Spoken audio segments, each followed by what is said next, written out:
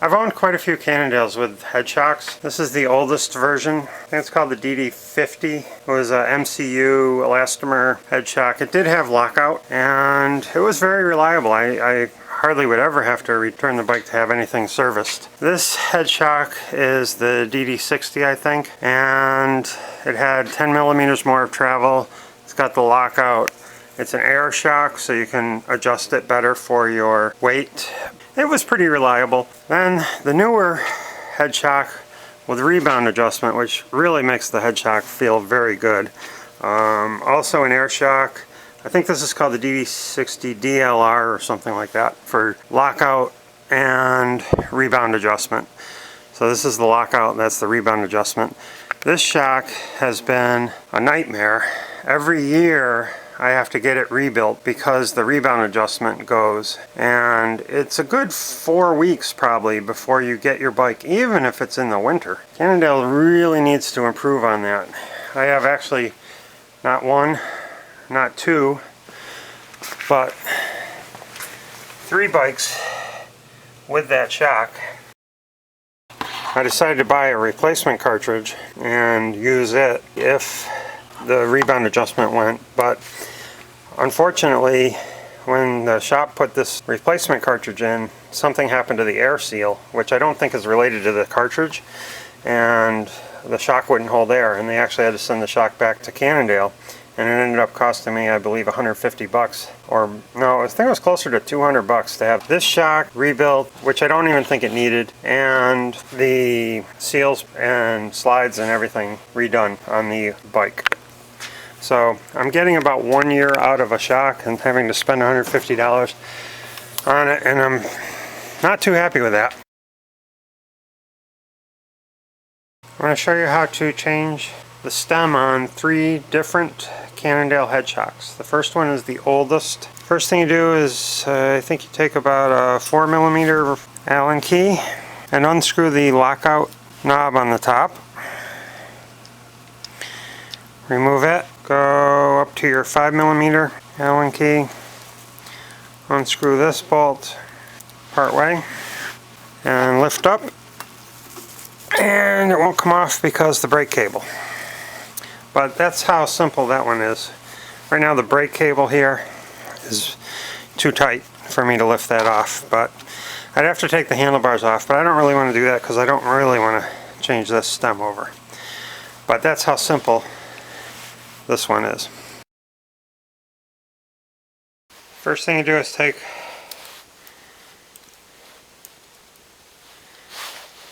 the top off. This is the lockout lever. Just pops right off. So remove the handlebars.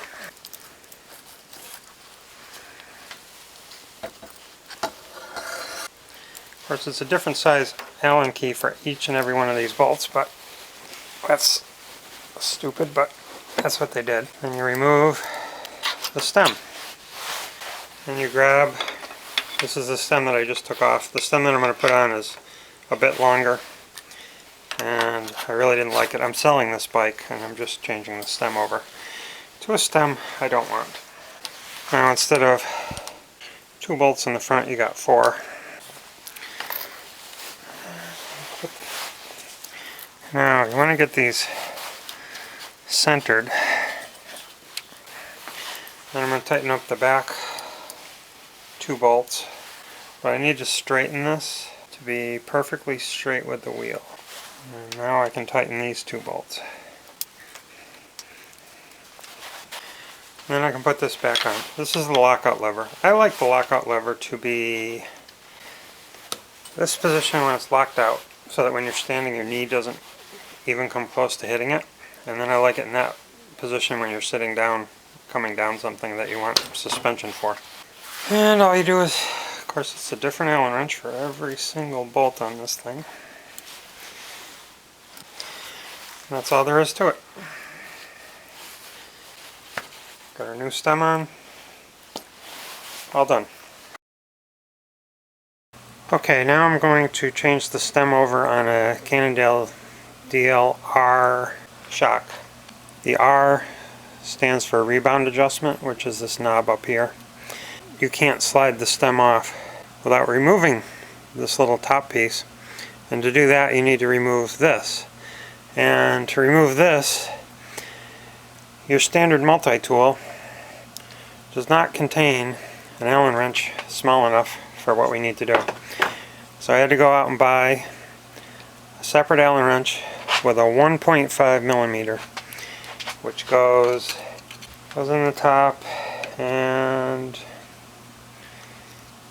you unscrew this and pop this off.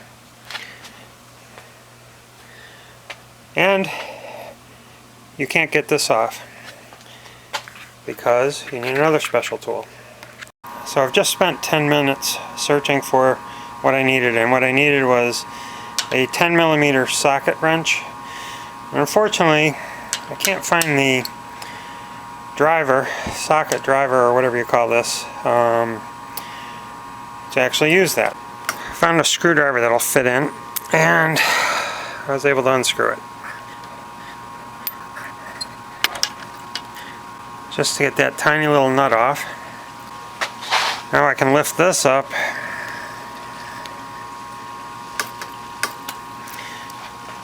Take my 5 millimeter Allen wrench and undo this bolt. The reason I actually am changing this stem is because I want a shorter stem with more rise, but also this bike came with oversized handlebars, and I have two GPS mounts. Both are only 1 inch, so I had to buy new handlebars as well as the new stem. So I will pop this off, put my new stem on. I like this one, it's only got 1 bolt. Of course, it's not a 5, must be a 6. And on the front of the stem, what do you figure we have, 5s? Yep. But they're so loose I can get them up by hand.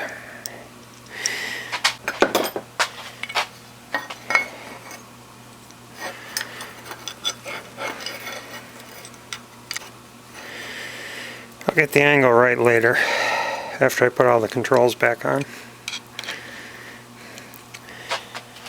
Now I gotta reverse the process and put the little lockout lever on.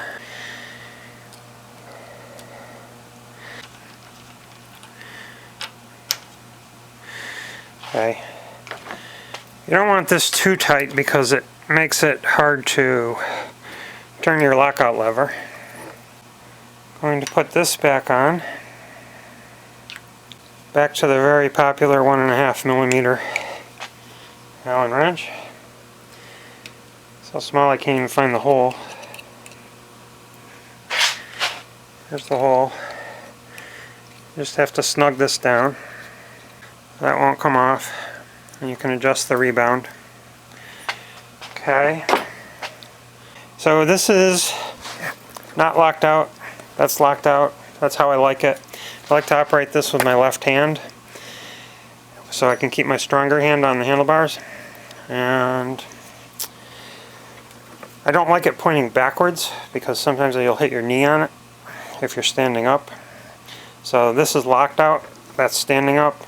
And that's the only time your knee really comes close to here, and it's totally out of the way. So that's how you change your stem on a Cannondale mountain bike. This is the newer style Headshock with rebound adjustment. They've really made it a pain in the ass to change your stem.